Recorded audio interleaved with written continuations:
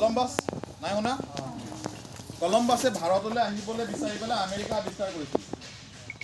discovered America ঠিক আছে তো কলম্বাছে কি কৰিছিলে আমেৰিকা আৱিষ্কাৰ কৰিছিল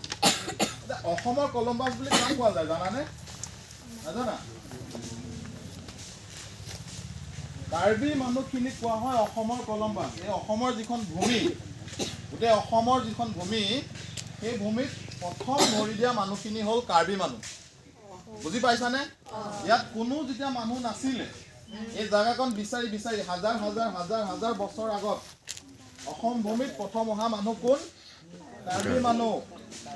কাৰ্বি মানুহখিনি আৰু সেইকাৰণে কাৰ্বিখিনি কি বুলি কোৱা হয় কলম্বাছ অফ আছাম অসমৰ কলম্বাছ বুলি কোৱা হয়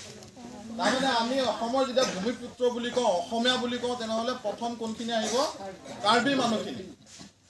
আৰু আমি ইয়াত ইমান দিনে আছোঁ আমাৰ পাহাৰ ভৈয়াম নদী এই পৰিৱেশখিনি আমাৰ জেনেটিকলৈকে মিলি গ'ল হয়নে নহয় আমি এইটো পৰিৱেশত জীয়াই যিহেতু আছোঁ হাজাৰ হাজাৰ বছৰ ধৰি আমাৰ বডিটো এনেকুৱাকৈ এডেপ্ট কৰি লৈছে বডিটো এনেকুৱাকৈ মিলাই লৈছে যে আমি এই পৰিৱেশটো আমাক ছাপোৰ্ট কৰে বুজি পাইছানে কিন্তু যদি আমি এনেকুৱা এটা পৰিৱেশত থাকিও আমাক যিখিনি জেগাই নিজৰ মা নিচিনাকৈ মায়ে যেনেকৈ ডাঙৰ দীঘল কৰে চবকে হয় নহয় তেনেকৈ আমাৰ এই কাৰ্বি মানুহখিনি আটাইতকৈ পুৰণা মানুহ আমি ইয়াত ডাঙৰ দীঘল হ'লোঁ ইমান হাজাৰ হাজাৰ বছৰ ধৰি আজি আমাৰ মাৰ বুকুৰ পৰা হয়নে যদি আমি ভাল কাম কৰিব নোৱাৰোঁ কোনে লাজ পাম আমি হয়নে চ' মোৰ এটা কথা তোমালোকক বাকী কথাখিনি কোৱাৰ আগতে কৈ লওঁ কাৰ্বি সম্প্ৰদায়ৰ যিমানখিনি মানুহ আছে তেওঁলোকে they should represent Assamese culture অসমক ৰিপ্ৰেজেণ্ট কৰিব যদি কোনোবাই লাগে প্ৰথমতে কোনে কৰিব লাগিছিলে কাৰ্বি মানুহখিনি কেলে কাৰণ চবতকৈ পুৰণা মানুহ আমি হয়নে এইটো আমি কেনেকৈ কৰিব পাৰিম এইটো আমি কেনেকৈ কৰিম কোনোবা এজনে ক'লে ইণ্ডিয়ান আৰ্মিত যাম বুলি হয়নে কোনে কৈছিলা ইণ্ডিয়ান আৰ্মি কোন আছিলে চাওঁ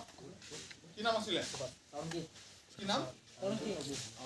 বঢ়িয়া ই ইণ্ডিয়ান আৰ্মিত কাইলৈ যাব